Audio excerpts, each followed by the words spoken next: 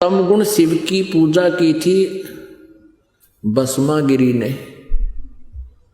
भगवान शिव जी के महल के सामने, गेट के सामने सिर आसन पर, ऊपर ने पैर नीचे को सिर करके 12 वर्ष खड़ा रहा उल्टा।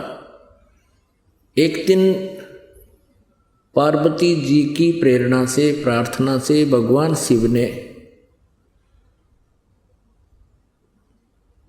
उस भस्मागिरी से पूछ लिया कि तू क्या चाहता है, मांग, तूने जो मांगना है मैं तेरे से प्रसन्न हो गया हूं।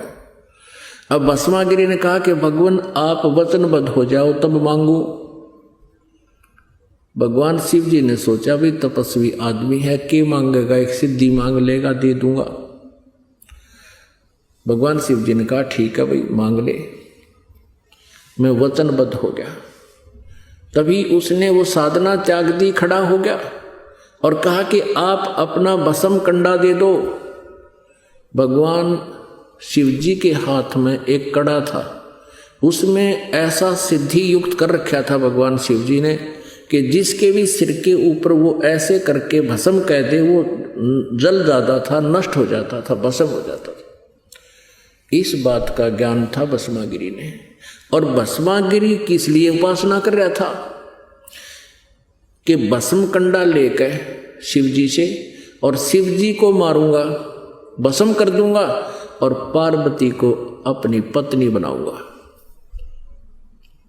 अब पुण्य आत्माओं विचार करना इन बातों पे। इससे नीच कर्म और के होगा? अपने इष्ट की पत्नी पर ही बुरी नजर। अब भगवान शिव जी को ये नहीं मालूम इस दुष्ट के मन में के कुधारणा है, और इसको इनको अमंत्रियामी कहें। ब्रह्मा विष्णु महेश को अमंत्रियामी कहा करते, इसे होया कर अंतर्यामी। और फिर इनको अविनाशी कहते थे। अब ज्यों ही भगवान शिव ने कड़ा उसको दे दिया और कहने लगा भस्मागिरी के होले शिव जी होशियार, तुझे मारूंगा, पार्वती को पत्नी बनाऊंगा। भगवान शिव जी डर के भाग लिए, भयभीत होकर अपनी जान रक्षा के लिए दौड़ दिए, स्पीड खींच दी। आगे आगे भगवान और पाछे पाछे पुजारी जग खाट ठानते। अब ये जो अविनाशी होते, इन भागण की आवश्यकता थी? अभी तक इनके विषय में जो ज्ञान इन नकली गुरुओं ने दिया वो कति अज्ञान भर रखा हमारे अंदर। इनकी जीवनी में लिखा दास तो पढ़कर सुना रहा आपको। फिर भगवान ने पार्वती रूप बनाया, भस्मागिरी के सामने खड़े हो गए। भस्मागिरी से बोले कि रुक जाओ, अब शिव जी तो तेरे पास आएगा नहीं, उसको तो इतना भय है कि जब तक तेरे पास कड़ा है वो निकट नहीं आएगा। अब भस्मागिरी का तो उद्देश्य यही था कि पार्वती मिले मुझे।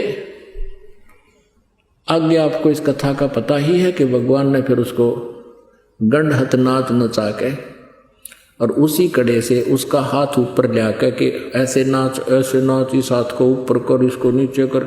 जब वो कड़े वाला हाथ उसके ही सिर पर पहुंच गया तब कह दिया भस्म। वो भस्मागिरी मर गया। उसके बाद वो भस्मा असुर कहलाया।